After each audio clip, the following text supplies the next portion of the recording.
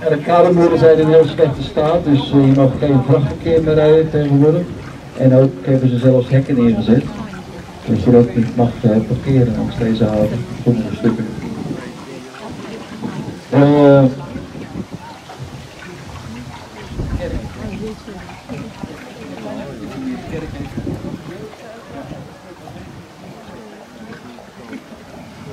Rechts de vismarkt, voormalige vismarkt, vanaf 1601, 6 dagen per week was hier een vismarkt, van bij zonsondergang. En de Walvisstraat, dat is de enige straat die nog uitkijkt op een Mouwen, in dit geval Mouwen de Walvis. Dus uit die vis-tijdperk, daar kwam ook de uitdrukking zootje vandaan. Dus die vis die werd niet afgewogen, maar dat werden dus zootjes, dat waren onregelmatige partijen vis verhandeld. De Appelmarktbrug, de naam zegt het al. Vroeger heeft hier een fruitmarkt gestaan, links van de brug. En op het hoekje het Coöperatiemuseum. Hier liggen alle archieven opgeslagen van voormalige verbruikscoöperaties. Ook snoepwinkeltje oude stijl. En een woonkamer ingericht zoals het was in de jaren 30. En op de achtergrond is het Stedelijk Museum aan de Hoogstraat. Ook weer gebouwd door dezelfde Rotterdamse architect. Dit was het Jacobs Katshuis.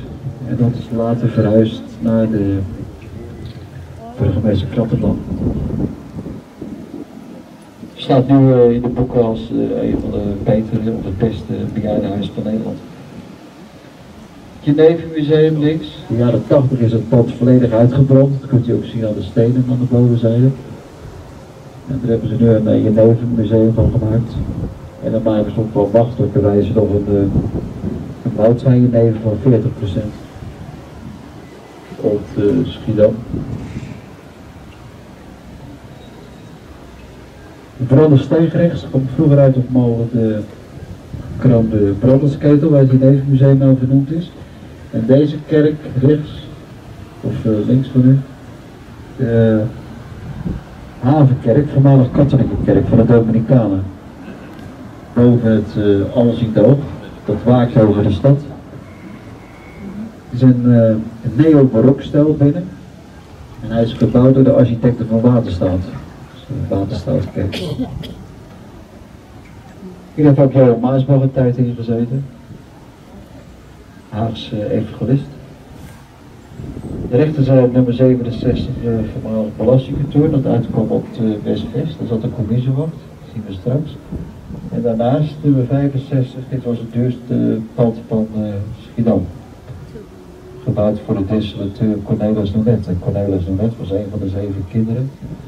Hij wilde het grootste huis, groter dan zijn broers en zussen. Mocht beslist niet minder dan 100.000 gulden kosten. Het viel toch wat voordeliger uit. En daarom heeft hij opdracht gegeven om het dak te laten betimmeren met koperen spijkers. Toen kwam hij er ook. Hij was ook in die tijd burgemeester, ten tijde van de Franse Revolutie. Je kunt ook weer zien dat dat voormalige branderijen zijn geweest. Dit waren de branderijen van de firma Vrijmoed. Daarachter ligt de Hoogstraat. Dat is vroeger de uitgaansstraat van Schiedam. Kon je over de hoogte lopen op zaterdag.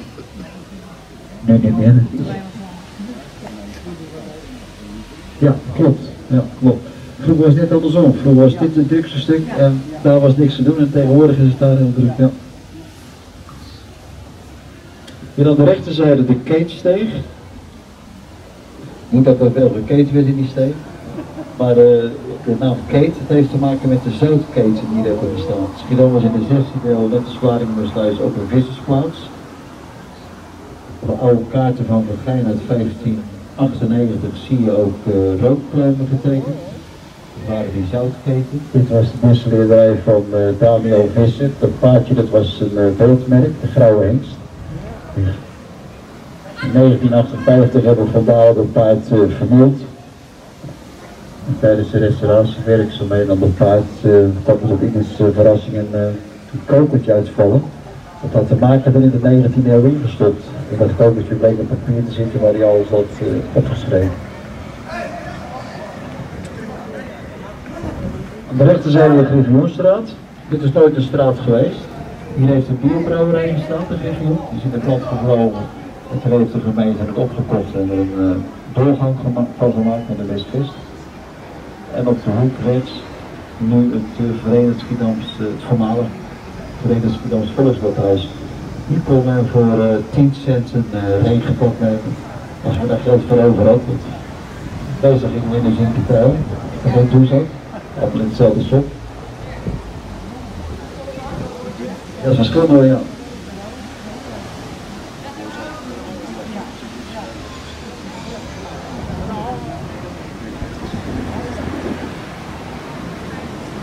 De naam is het al, links van de brug staat een veemarkt plaatsgevonden. Rechts achter de brug, van de voormalige verzekeringsmaatschappij de Hafbouw. Waarbij van een bekende Hilversums architect Nudok. Die ook veel gelijker in het stijl met het gemeentehuis van Hilversum.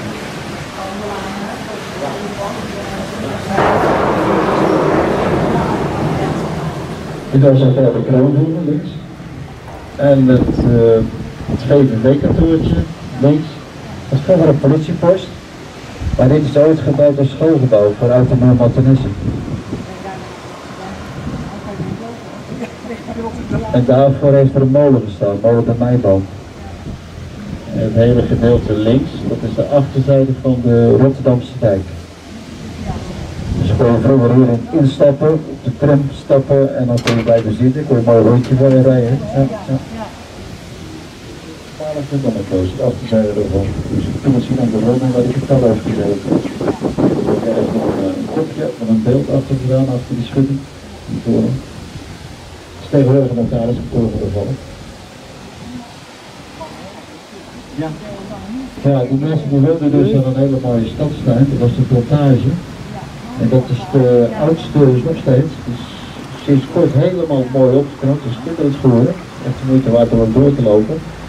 En die dateert uit 1768, dus dat is de oudste plantage van Nederland. En hier aan de linkerzijde, dat is de boerderij van de Kuiper, vroeger bekendheid met zijn vessen en citroenneven.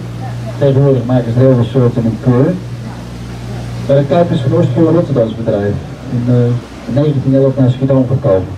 Aan de rechterzijde de voormalige branderij, het lagere gedeelte, je kunt dat zien aan de indeling. Hier was een sterrenstolenfabriek, hier. Links, dat is een stolenfabriek. En die heeft ook iets verderop gestaan, dat nu braakwinkelstukje. Braakwinkelstukje is van de voormalig oprichter, eigenaar van de Groenstoot, de grote scheepwerf. Nou, er is er ook heel veel bij gekomen. Die was voormalig de bouwterrein. Op de trappen van vader en zoon samen. En waar er nu tegen aankijkt, dat mooie veld met golfjes dat, waar het water symboliseert, en dat de voet wordt gevoerd. Dit is de bedrijf van Karin Olet. Karin Olet die heeft in Nederland bekendheid met zijn dubbele vrijheid, GTL. Eerder hebben we hier gemaakt, het is vodka voor Amerika. Dus dat is in Amerika een van de betere vodka-soorten en inderdaad een van de hele soorten. Je kan goede boterderij doen. En we varen nu een tunnel, over een tunnel heen. Die heeft een aantal jaren geleden aangelegd onder de buitenhaven door. Om verbinding te maken met het nieuwe gedeelte. Het verkeergelegenheid voor het personeel en het hele logistieke deel. Dus hier worden alle flessen aan en afgevoerd, allemaal via de tunnel. Het is het oudste familiebedrijf van Nederland overigens, 1691, de 10e generatie. Alles in Schiedam gewoond. En de molen waar u nu tegenaan kijkt, dat is molen de Nolet. Dit is een bedrijfsmolen. Dat is de enige molen die niet onder de Schiedamse molenstichting valt. Dat is de hoogste molen ter wereld. Die is 10 meter hoger dan onze andere molens. Hij is vrij snel neergezet. Waar betonnen elementen hebben ze laten die ijzersteentjes en evenmetsen. Die zijn speciaal voor deze toepassing. Het hoogste waterniveau bij een vloed is 1,80 meter verschil, ver hoger.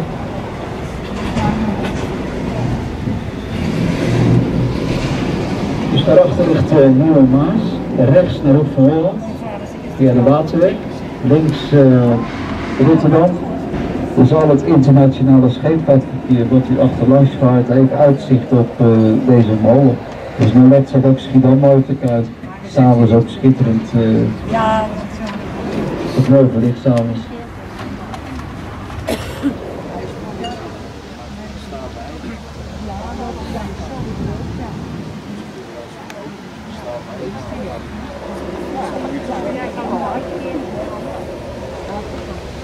Een schitterend bargedeelte, dus er wordt op gasten ontvangen met koffie, thee, frisdrank, maar geen alcohol. Alcohol wordt er niet geschonken bij nooit. Dus de bezoekers die krijgen wel een flesje mee na afloop, bij de uitgang. Ze weten ook zeker dat hij weer buiten staat. Maar binnen wordt er geen brand geschonken. En dan ziet daar een grote superlogistieke over geautomatiseerd, is geautomatiseerd. En hier wordt ook de alcohol aangevoerd. Dus alcohol wordt er niet gemaakt, dat is ook een structuur. Het wordt ingekocht uit Brabant, en het alcohol, dus de grootste alcohollevering in West-Europa. Dus dat wordt er met 97% binnen. Er wordt direct gemeten op water, tijdens de zekerheid voor de veiligheid. En dan wordt het vervolgens door de alcohol. Nou, je ziet daar in de eerste bank die grote flessen, speciaal voor het dierentuin. Die zijn in Nederland niet te koop. Hier een heel braakliggend stuk rechts. Hier zou een aantal jaren geleden niet gebouwd worden. Maar de bewoners van het historische gedeelte die zijn toen niet beroep gegaan daarover. En die hebben dat gewonnen. Ze hebben dat niet doorgehouden. Dus wat ze er verder mee gaat gebeuren is onbekend. Het kantje waar ik moet tegenaan kijken, dat gaat niet zo van los. Dat loopt helemaal door. Het is een straatje. Dus het ergens buurt was vroeger een hoofdje. Maar het wordt niet kleine woningjes, als je het langs kijkt, ziet je dat. Helemaal doorloopt. Ja, kijk.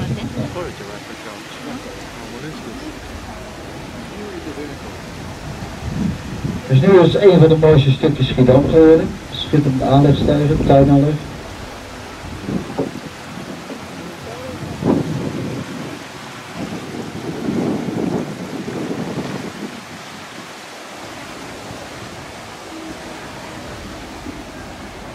Ook met een kantoor, ziet erop net. Blauwhuis, voor het gymnasium. Dit was vroeger de Prinses Irene School, later de Weerbond. Er waren 8 kleine klaslokalen. Het zijn nu 1-persoonsappartementen geworden. De onderste die hebben dan een extra luxe, die hebben een trap naar buiten.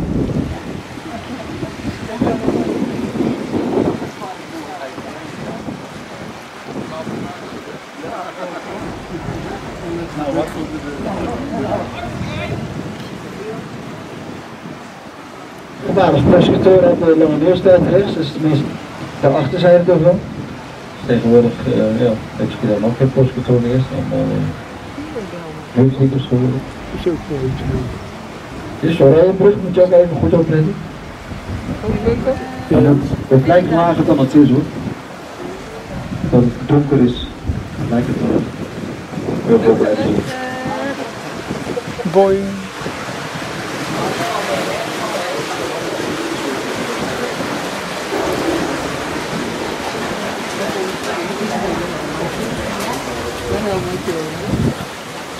Aan de rechterzijde voormalig mouterij de Olifant. Ja. Die heeft ook een kartenaadje-familie gezeten. Dat was bijzonder aangetast. Toen hebben ze het afgebroken. Dus kan het goed afgebroken weer op uit in dezelfde stijl en met dezelfde steentjes. Het hele gedeelte links hebben ze een paar jaar geleden afgebroken. Het was één grote kale vlakte. Met uitzondering op het geveltje, het hebben ze overeind weten te houden door metalen constructie, dat hebben ze nu toegepast in een nieuwbouw. Je kunt ook zien aan dat geveltje dat een 18e-eeuwse brouwerij is geweest. Ook het haven is geheel, een aantal jaren geleden aangelegd voor een vereniging van boordschippers, voor de 10 scheepjesrichting.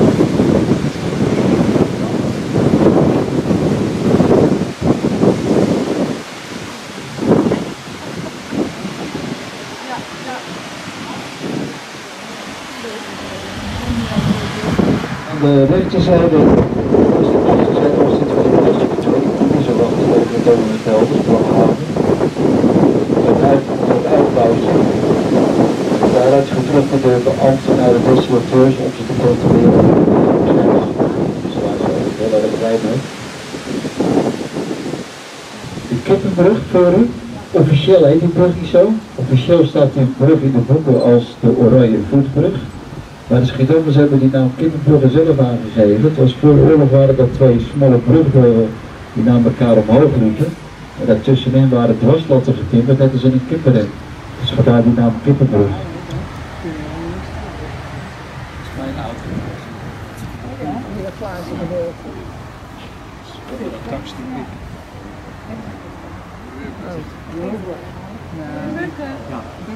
Ja. Ja, ze is